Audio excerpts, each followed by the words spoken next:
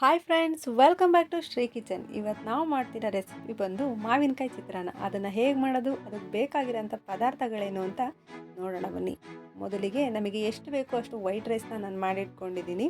ಅದ್ರ ಜೊತೆಗೆ ಒಂದು 7ರಿಂದ 8 ಅದು ನಮ್ಮ ಖಾರಕ್ಕೆ ಎಷ್ಟು ಬೇಕು ಅಷ್ಟು ಹಸಿಮೆಣ್ಸಿಕಾಯಿನ ತೊಗೊಂಡಿದ್ದೀನಿ. ಸ್ವಲ್ಪ ಕರಿಬೇವನ್ನ ತೊಗೊಂಡಿದ್ದೀನಿ, 3 ದಪ್ಪ ಈರುಳ್ಳಿನ ಹೆಚ್ಚಿಟ್ಕೊಂಡಿದ್ದೀನಿ, ಸ್ವಲ್ಪ ಕೊತ್ತಂಬರಿ ಸೊಪ್ಪು ಹಾಗೂ 1 ಕಪ್ ಕಾಯಿ ತುರಿ ತೊಗೊಂಡಿದ್ದೀನಿ.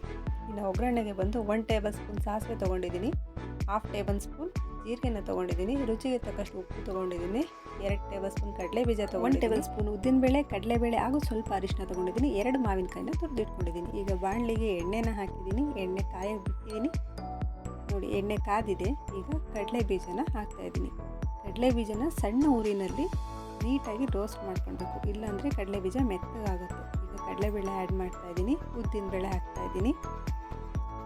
ಈಗ ಹಸಿಮೆಣ್ಸಿನ್ಕಾಯಿನ ಹಾಕ್ತಾಯಿದ್ದೀನಿ. ಹಸಿಮೆಣ್ಸಿನ್ಕಾಯಿನೂ ಅಷ್ಟೇ ನೀಟಾಗಿ ಫ್ರೈ ಆಗಬೇಕು. ಸಾಸಿವೆ ಹಾಕ್ತಾಯಿದ್ದೀನಿ, ಜೀರಿಗೆನೂ ಸಹ ಹಾಕ್ತಾಯಿದ್ದೀನಿ, ಲಾಸ್ಟಿಗೆ ಕರಿಬೇವಿನ ಹಾಕ್ತಾಯಿದ್ದೀನಿ. ಈಗ ನೀಟಾಗಿ ಫ್ರೈ ಮಾಡಬೇಕು. ಈಗ ಈರುಳ್ಳಿನ ಹಾಕ್ತಾಯಿದ್ದೀನಿ. ಈರುಳ್ಳಿನೂ ಅಷ್ಟೇ ನೀಟಾಗಿ ಫ್ರೈ ಆಗಬೇಕು. ರುಚಿಗೆ ತಕ್ಕಷ್ಟು ಉಪ್ಪನ್ನ ಆ್ಯಡ್ ಮಾಡ್ತಾಯಿದ್ದೀನಿ.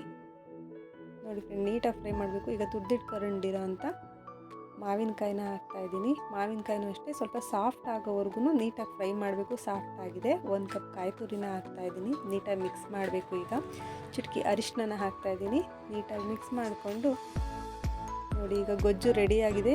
ಕೊನೆಯಲ್ಲಿ ಸ್ವಲ್ಪ ಕೊತ್ತಂಬರಿ ಸೊಪ್ಪನ್ನ ಆ್ಯಡ್ ಮಾಡ್ತಾಯಿದ್ದೀನಿ. ನೀಟಾಗಿ ಮಿಕ್ಸ್ ಮಾಡ್ಕೊಳ್ಳಿ. ಮಾವಿನಕಾಯಿ ಚಿತ್ರಾನ್ನದ ಗೊಜ್ಜು ರೆಡಿಯಾಗಿದೆ. ಈಗ ರೈಸ್ನ ಆ್ಯಡ್ ಮಾಡಿ ನೀಟಾಗಿ ಮಿಕ್ಸ್ ಮಾಡ್ತಾಯಿದ್ದೀನಿ. ನೋಡಿ ಫ್ರೆಂಡ್ಸ್, ಈಗ ಮಾವಿನಕಾಯಿ ಚಿತ್ರಾನ್ನ ರೆಡಿಯಾಗಿದೆ. ತುಂಬ ರುಚಿಯಾಗಿರುತ್ತೆ. ನೀವು ಒಂದ್ಸರಿ ನಿಮ್ಮ ಮನೆಯಲ್ಲಿ ಟ್ರೈ ಮಾಡಿ. ಓಕೆ ಫ್ರೆಂಡ್ಸ್, ನಿಮಗೆ ಈ ವಿಡಿಯೋ ಇಷ್ಟ ಆಗಿದ್ದಲ್ಲಿ ಲೈಕ್ ಮಾಡಿ, ಶೇರ್ ಮಾಡಿ, ಕಮೆಂಟ್ ಮಾಡಿ ಹಾಗೂ ನಮ್ಮ ಚಾನಲ್ನ ಸಬ್ಸ್ಕ್ರೈಬ್ ಮಾಡಿ. ಪಕ್ಕದಲ್ಲಿರೋ ಬೆಲ್ ಐಕಾನ್ನ ಕ್ಲಿಕ್ ಮಾಡಿ. Thank you for watching.